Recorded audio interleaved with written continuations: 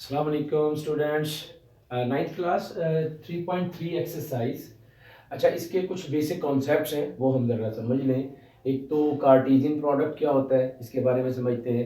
जैसे आप दो सेट होते हैं ना ए बी, उनमें आप यूनियन भी लेते हैं, इंटरसेक्शन भी लेते हैं और उनका डिफरेंस भी लेते हैं। उसी तरह का एक और फंक्शन होता है इनका, इसे कहते हैं कार्टेशियन प्रोडक्ट।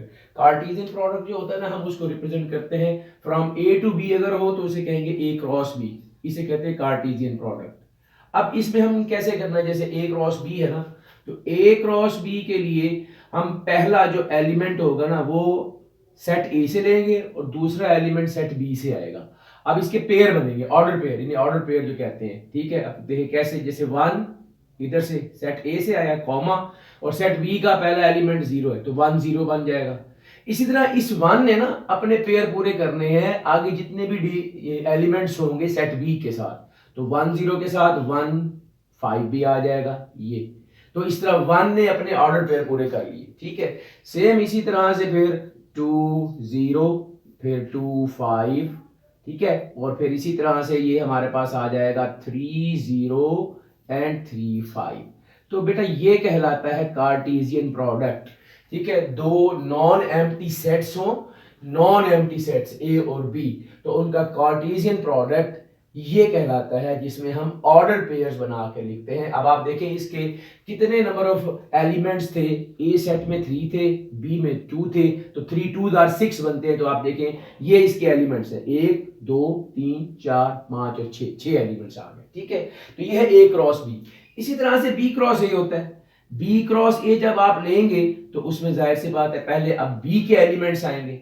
बी के एलिमेंट्स के लिए ये जीरो पहले आएगा और वन बाद में, फिर इसी तरह से जीरो और टू आ जाएगा, फिर जीरो एंड थ्री आ जाएगा, फिर इसी तरह से जीरो ने अपने ऑर्डर पूरे पेयर पूरे बना लिए। अब नेक्स्ट फाइव है तो फाइव से बनेगा फाइव वन, फिर इसी तरह से फाइव टू और फिर आ जाएगा फाइव थ्री। ठीक है, तो इस तरह से ये देखें, ये ए क्रॉस बी, ये बी क्रॉस ए, ये कहलाता है Cartesian product of two non empty sets. ठीक है, जाहिर सी बात है हमेशा नॉन एम्प्टी सेट्स में ही ये बनेगा। एम्प्टी सेट अगर कोई एक भी हो जाता है फिर Cartesian product is not possible. Okay, तो ए क्रॉस बी और बी क्रॉस ए ये। अब देखो इन दोनों में फर्क है, ये सेम नहीं हो सकते। देखिए इसके ऑर्डर पेयर में पहले वन आ रहा है फिर जीरो। हमेशा जो पहला होता है वो एक्स की वैल्यू को रिप्रेजेंट करता है, दूसरा वाई की वैल्यू को। हम इनको फिर ग्राफ्स के ऊपर भी रिप्रेजेंट कर सकते हैं। ठीक है, ग्राफ जो हमने एक्स वाई प्लेन के ऊपर सीखा हुआ है, जिसमें हम एक्स एक्सिस हॉरिजॉन्टल लाइन और वाई एक्सिस वर्टिकल लाइन के साथ हम नंबरिंग देते हैं, तो ये वही पॉइंट्स हम लोकेट कर सकते हैं उसके ऊपर। ठीक है, ये एक पॉइंट है जिसके दो कोऑर्डिनेट्स है, जिसे हम कहते हैं एक एक्स कोऑर्डिनेट है एक वाई कोऑर्डिनेट है। तो ये देखिए ये वन जीरो है, इसके जीरो वन है, देख रहे हैं, तो बी क्रॉस ए में उलट हो गया, तो ऑर्डर का फर्क पड़ गया। इसीलिए याद रखें one zero is not equal to zero one. ठीक है, तो इसलिए ए क्रॉस बी जो होता है बी क्रॉस ए के बराबर नहीं होता। तो ये होता है कार्टेशियन प्रोडक्ट, ये आएगा इसी एक्सरसाइज से रिलेटेड चीजें हैं इसलिए। उसके बाद दूसरे नंबर पे जैसे बाइनरी रिलेशन क्या होता है, बाइनरी रिलेशन इन्हीं ये जो हमारे पास जो कार्टेशियन प्रोडक्ट निकला होता है ना, इसी का एक सबसेट जो होता है उसको हम बाइनरी रिलेशन कहते हैं। ठीक है, अब इसके अंदर से जैसे ये आपके पास एलिमेंट्स हैं, अगर मैं बाइनरी रिलेशन है ना, रिलेशन को हम रिप्रेजेंट करते हैं आर के साथ। ये आर, स्मॉल आर, पुरानी बुक में तो कैपिटल, जो 10th की बुक अब भी चल रही है उसमें तो कैपिटल आर से करते थे, इस नई बुक में उन्होंने स्मॉल आर से कहा है। पहले स्मॉल आर से भी इसको रिप्रेजेंट करते थे रिलेशन। ठीक है, रिलेशन आर जो है ना ये हम कहते हैं बाइनरी रिलेशन या रिलेशन। ठीक है, तो अब इसमें क्या है, ये सबसेट है इसका। जैसे मैं ए क्रॉस बी का एक सबसेट लूं, यहां पे देखो इसके 6 जो है ना वो एलिमेंट्स हैं। ठीक है, तो आपको पता है सबसेट के एलिमेंट्स निकालने का जो फार्मूला होता है, उस तरह से यहां पर देखें तो ये हमारे पास बनता है जी, कोई भी आप ले ले वन और जीरो और इसी तरह से टू जीरो। ठीक है, ये एक बाइनरी रिलेशन बन जाएगा।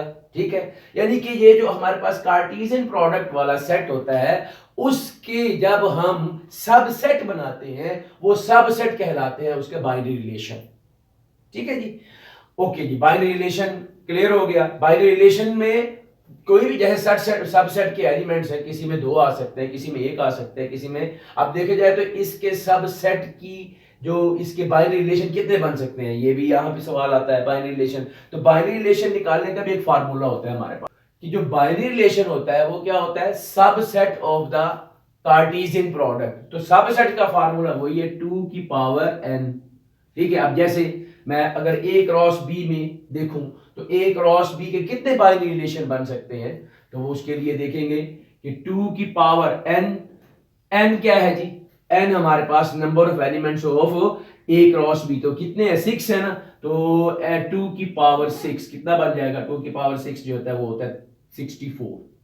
ले जी, इसके 64 बाइनरी रिलेशन बन सकते हैं। ठीक है, इसी तरह से बी क्रॉस ए में भी 6 ही एलिमेंट्स है, तो इसके भी 64 ही बाइनरी रिलेशंस बन सकते हैं। तो ये बाइनरी रिलेशन होते हैं। ठीक है, ओके जी, उम्मीद है आपको ये कॉन्सेप्ट क्लियर हो गया। उसके बाद जो अगला कॉन्सेप्ट आ रहा है वो बड़ा इंपॉर्टेंट है, वो है जी मैपिंग या फंक्शन। फंक्शन क्या होते हैं, ये तो हो गए रिलेशन। रिलेशन जैसे जिंदगी में हमारे बहुत सारे रिलेशंस होते हैं, जैसे बाप और बेटे का रिलेशन है, माँ और बेटी का, बेटे और माँ का रिलेशन है, ठीक है, मामू और भांजे का रिलेशन है, ये सारे रिलेशन। इसी तरह से सेटों के दरमियान भी ये रिलेशंस होते हैं।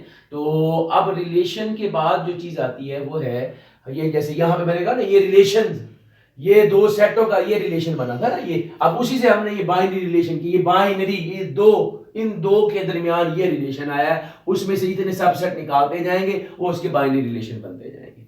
ठीक है।